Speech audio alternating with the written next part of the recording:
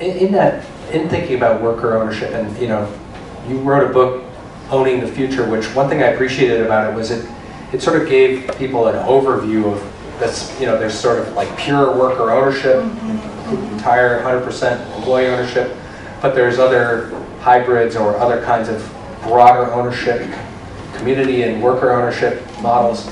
And now you're involved with this effort 50 by 50. I think people would be, what's your perspective on the state of that work, and is there a role for cities and states to sort of help accelerate that in some ways?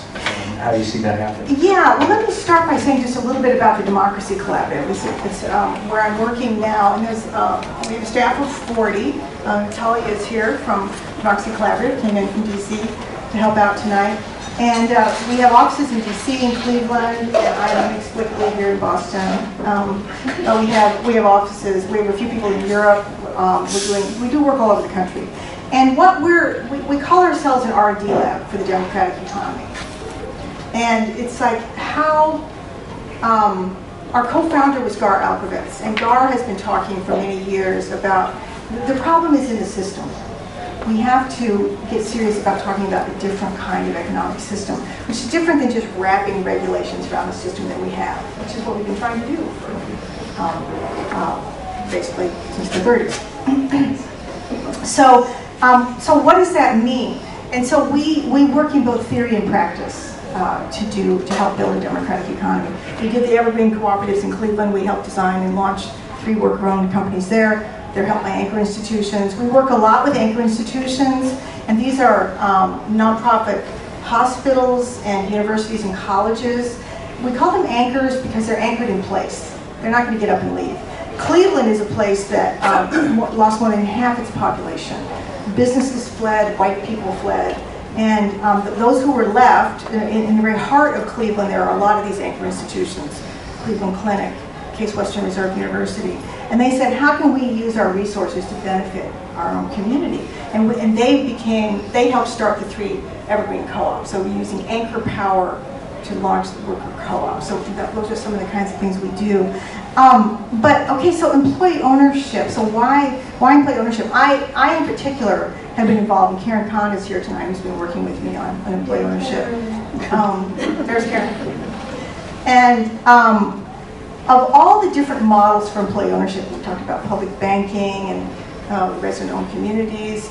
I think employee ownership is a model that is really ready for scale. It's been around since the 70s. There are tax breaks in place. There are lots of technical assistance providers, and yet it has been stagnant for about 30 years. We have roughly the same number of employee owners that we've had for 30 years. But why is that? How could you jumpstart this to get going and go to scale? So we've been working on that. A lot of it is communication. There are cities that are involved in this. New York has put millions of dollars into growing worker co-ops. So there are different cities. Madison, Wisconsin is in this. Berkeley, San Francisco, a lot of cities are looking at this. And one of the things that we talk about is that, we've lost a lot of our Main Street businesses, right? They all went to the mall. We've lost a whole generation of organic food companies. You may know that consumer-owned co-ops started the organic food business, but then the big multinationals ran off with it, and there were a lot of companies that began that were very socially responsible, and they were all bought up by multinationals. Odwalla was sold to Coke, I guess. Yeah, Coca-Cola. I mean, all the little cool brands that you can think of, most of those are owned by multinationals. It's happening to craft beer also. But there's another way that founders can exit. I mean, right now in the next 10 years, 2.3 million businesses will be on the market. Baby boom entrepreneurs are aging. Nobody lives forever. What do you do with your business? Only 1 in 7 will pass it to their children. So they will either sell to a competitor, which means you lose the jobs, you move out, take the company out of the city. Most of them will close. A few will sell to big multinationals or to venture capital. But there's another way. You can sell to employees. There are huge tax incentives for doing so. It's a prime moment. We could actually bend the curve of history. We could have the same kind of commitment to employee ownership that we once had to broad-based home ownership. And so we're working on to try to get that going.